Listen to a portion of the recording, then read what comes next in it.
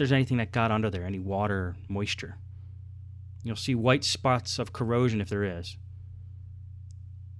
I'm looking at the power jack there. Just want to determine what the problem is with this motherboard. If it's fried or is it just a power jack problem. So we're going to take the motherboard out.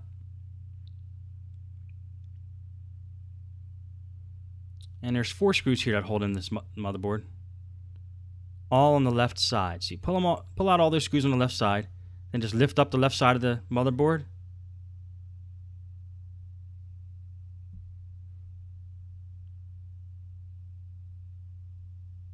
I was playing air drums there for some reason. And then, because I'm talking to my dad as I'm doing this, but you don't hear the muted original footage. And you pull up the left side of the motherboard. That allows you to pull the right side up. And then there's that one cable there. You got to get off the motherboard. Pull that off. Motherboard is free. Now we're able to throw it down there and look to see what's going on with this thing. Take this opportunity to clean it up. Get the paintbrush. Gets all the dust out.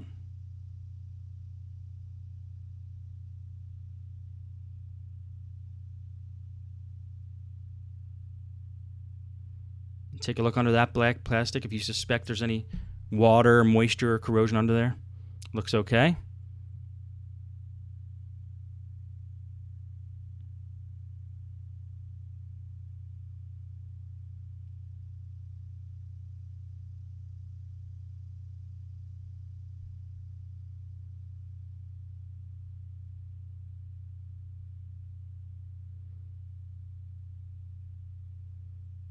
Okay, now I'm interested in the power jack. If there's any points on the motherboard where the power jack's not making a connection or there might be a loose connection.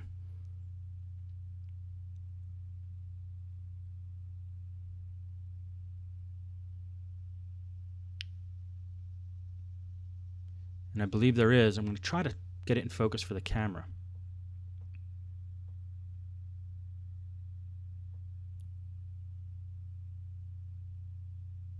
And there's a spot right there at the end of my finger where the positive pin is coming through the motherboard and not making a strong connection to the bottom. So, and these gateways are tricky because there's also a point at the top, and a bad USB port on this one actually, but there's a point at the top of the power jack 2 that needs to be resoldered.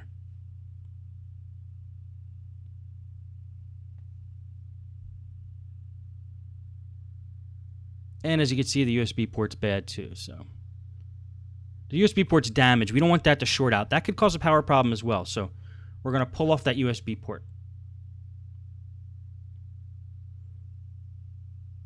Not even going to try to repair it.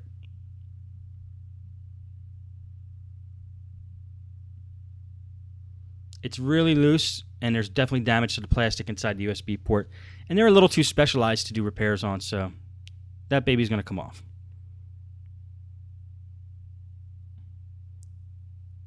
Three of the 4 connections on that USB port were already torn apart, so we just got to get that one last one off and then we'll be okay.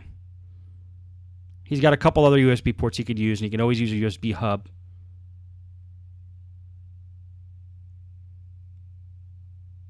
Just taking the old toothbrush there, again a non-used one if possible, and just making sure there's everything's clean off the motherboard in that spot. There's no short circuit.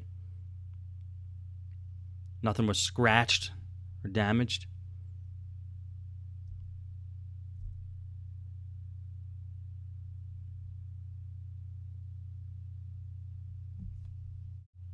And I got the soldering iron out and a little file. And what I'm going to do is scratch a spot on the surface of the motherboard where I'm going to attach some solder and run a wire to the power jack. Basically, I'm going to bypass the original connection the power jack is making with the motherboard and instead replace it with a wire. And again, I use a wire because wire has flexibility, and these power jacks get bumped around a lot. And if you have a brittle connection, it's very likely that brittle connection is going to break if somebody impacts that power jack or somebody trips over the power cord while it's plugged in. So by using a wire, we're going to bypass the original circuitry and use our own method here, which will allow flexibility. And I'm taking a little piece of red wire, stripping off the ends.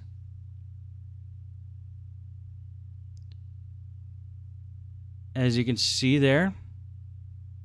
And then I'm going to attach some solder to each end of that wire. I'm going to solder it to the motherboard and connect it to the power jack. Now in this particular gateway, we have to do this on the bottom and top of the motherboard because there's 2 points of connection. Now you're going to see here this little spot that I filed out once it comes in focus. It's a little tiny spot right above where it says D1 towards the top of that board there. And I picked that spot because if you looked directly to the right of that spot, that is where the power jack, the pin for the power jack, comes through the motherboard. So we know that that's the positive connection on the motherboard. And you can see a little bit where that positive pin is loose, and that's why I'm going to create a little divot right next to that positive pin. I'm going to use a wire, and I'm going to wire the wire directly to the back of the power jack. And that's going to replace the existing technology that's in there, which I think is